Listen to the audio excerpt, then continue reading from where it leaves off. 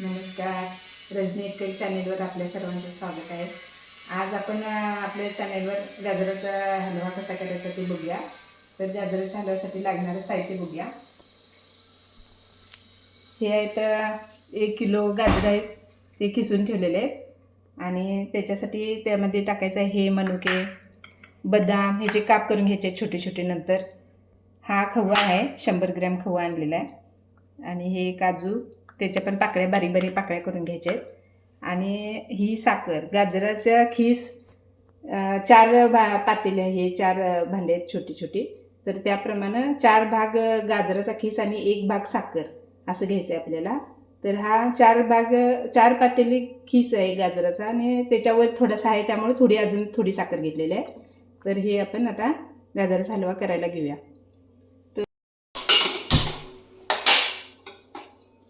आणि त्याच्यामध्ये हा खीस ओतून घ्यायचा ह्याच्यात.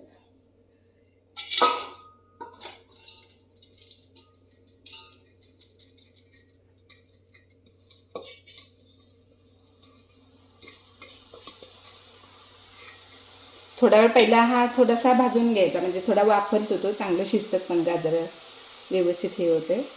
जास्त वेळ नंतर मग शिजवायला लागत नाही.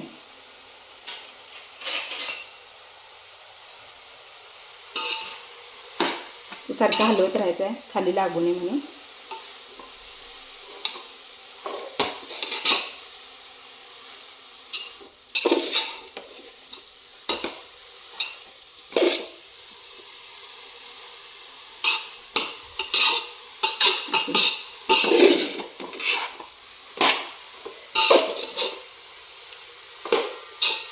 असं थोडंसं हे झालं की मग त्याच्यात आपण साखर ओतून घ्यायची आहे आणि आटेपर्यंत त्याला शिजत ठेवायचं आहे.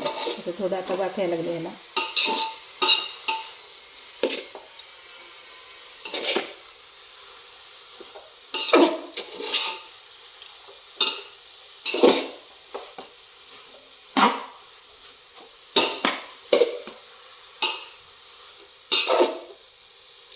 आता हे थोडं शिजलं की त्याच्यामध्ये हे साखर टाकून घ्यायची आपण.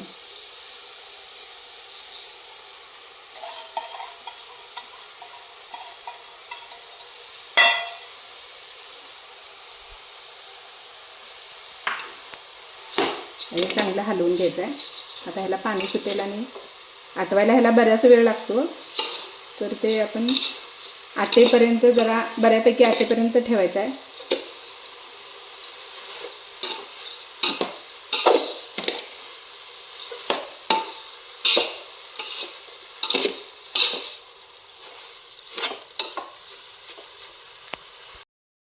आता हे असं साखर विरघळली की असं पाणी सुटते त्याला. तर ते आपण थोडा वेळ आटत ठेवायचं आहे.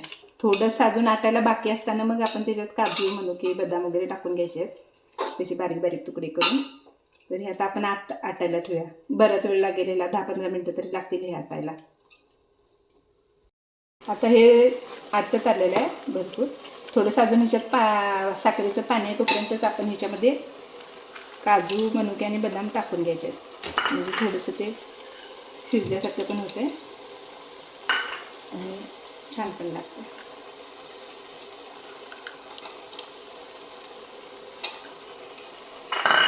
आणि हलवून घ्यायचं आहे.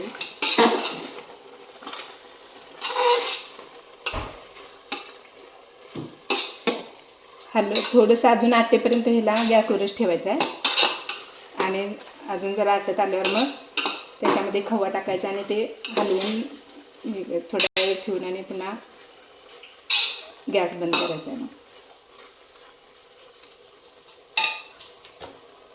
मग खवा आपण टाकून घेऊ याच्यामध्ये.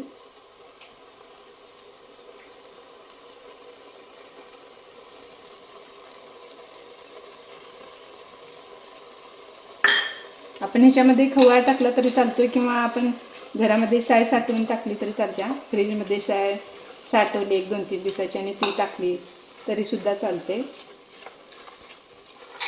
खव्यामुळे आणि साईमुळे त्याला छान टेस्ट येते. तर हा असा आपला खवा तयार होत आला.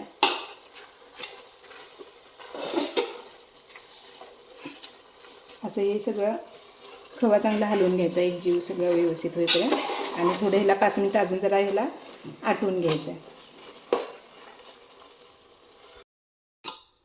आता हा आपला हलवा आता तयार झालेला आहे, आटलेला आहे चांगला. आता ह्याच्यातलं साखरेचं पाणी गॅस बंद करायचं आहे आणि थंड झाल्यावर खायला घ्यायचं.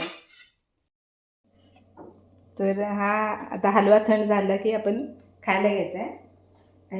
हा हलवा खूपच छान लागतो, आपण पण करून बघा आणि आपल्याला आवडला तर आम्हाला नक्की कळवा. आणि आमच्या चॅनलला अजून तुम्ही सबस्क्राईब केलं असेल तर सबस्क्राईब करा, लाईक करा आणि शेअर करा. तर आपण पुढच्या रेसिपीसह पुन्हा एकदा भेटूया. धन्यवाद.